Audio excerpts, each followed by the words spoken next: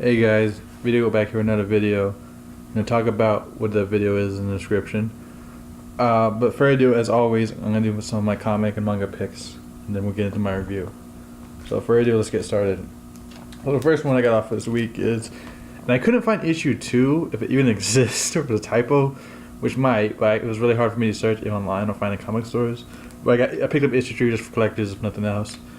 Is Empowered, Sister Spooky's issue 3 has continued the Dark Horse side mini story is continuing like Order in Hell trying to save her Sister Spooky's girlfriend Mindfuck from hell, and how Empire's with them, and it's like a revenge issue. Definitely cool artwork, cool if you're into like the magic and sorcerers and his action to check out. Of course, fan service. Then we got, what issue is this? Issue 4 of the continuing. I know I did it before when I was talking about issue 3. Is Batman crossed with Teenage Mutant Ninja Turtles 2. Continues the story, as you can see. This is the Kevin Eastman a variant cover with Splinter and the Turtles, as well as Damian Robin and Batman, drawn by the Kevin Eastman style. And Kevin Eastman, who's the other guy?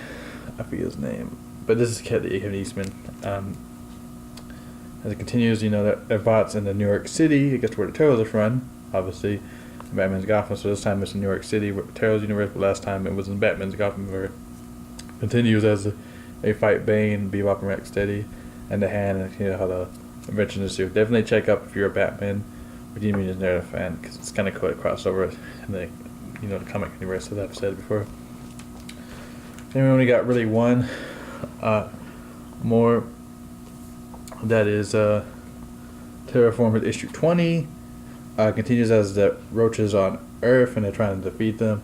A lot of underlying politics going on in this book. Definitely a good sci-fi read. I continue to check it out. We'll talk more about it on my podcast as well as the other 2 issues.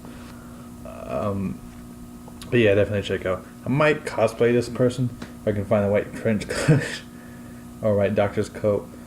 Come Palooza. Or even if I go to San Antonio, probably miss Matsuri this year because tickets are expensive and I don't have really money. I just got a new job. Just got back from outreach from in Australia, so I spent a lot of money up there. Even though I went to SmashCon, I thought that was cool. Sydney SmashCon in Australia, that's definitely cool. But so then with that. So with that, I just want to make a short, sweet video on time talking about. We just saw the MLP Movie. I'll talk more about it in depth on my podcast. I might link in the description below. That is a Taco and Nerd podcast, but a real quick description on My Little Pony review is it definitely. I am a brony. I'm not active in the brony community, but I am brony. I've kept up to date with the episodes at least.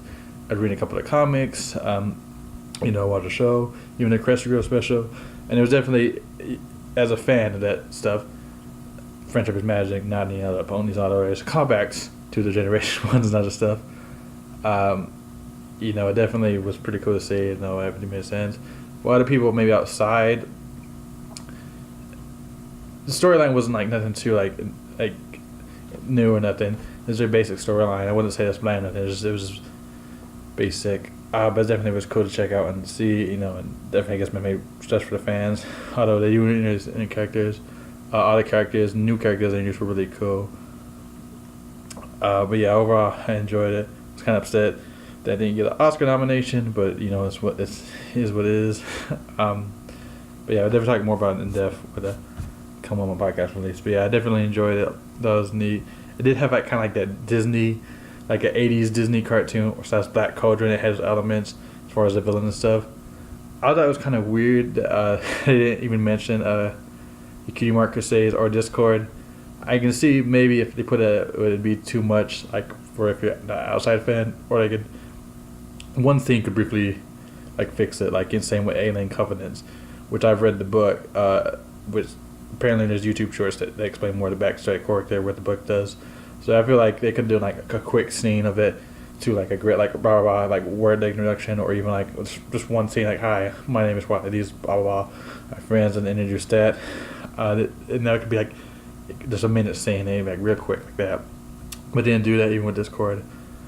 Discord is acknowledged in a cameo, but I didn't, and so are like references to ponies, but not the Kingdom Hearts Crusades, which is weird, I thought, but nonetheless, it was still pretty good. I just thought it was kind of weird they kind of left that stuff out, or they left the Kingdom Hearts Crusades out, and they didn't acknowledge Discord. He does get a cameo though, but I guess he get further stuff too. It just seems kind of weird. Same with Trixie and stuff, even though they do get references in the credits. But yeah, that's pretty much what I just wanted to say. I'll talk about more on my podcast, like I said. That is a Taco and Nerd podcast. We talk about animation. I do also have a Neat and Nerd podcast where we just talk about video games and movies. So yeah, soon the 6 minute mark, I'm gonna sign off. This is Video Goat. Sign off. Another one to peace. I guys catch you later. Take care, guys.